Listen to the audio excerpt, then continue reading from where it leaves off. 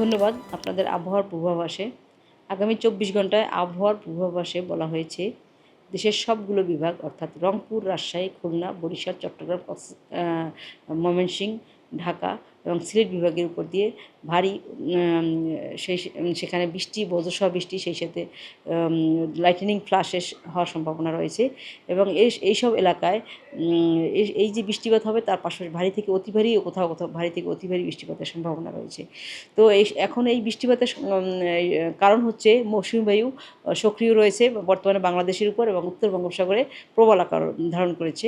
তো এই মৌসুমী বায়ু সক্রিয় এবং বিশেষ করে প্রবলতার কারণে উত্তর বঙ্গোপসাগরে আমরা এবং আমাদের দেশে বিশেষ করে আমাদের দেশের সমস্ত সমুদ্র বন্দরসমূহকে অর্থাৎ চট্টগ্রাম, কক্সবাজার, মোংলা এবং পায়রা সমুদ্র বন্দরসমূহকে ৩ নম্বর স্থানীয় সতর্ক সংকেত দেখাতে বলা হয়েছে।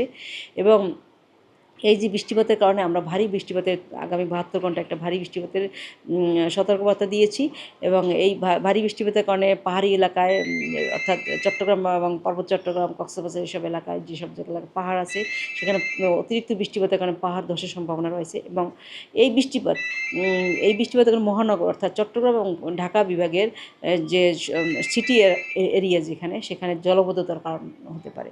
তো এইরকম বৃষ্টিপাত আগামী আরও ৪-৫ দিন থাকবে এবং এরপরে এই বৃষ্টিপাতের কারণে আমাদের তাপমাত্রার কথা যদি বলি, তাপমাত্রা কিছুটা কমে আসতে পারে।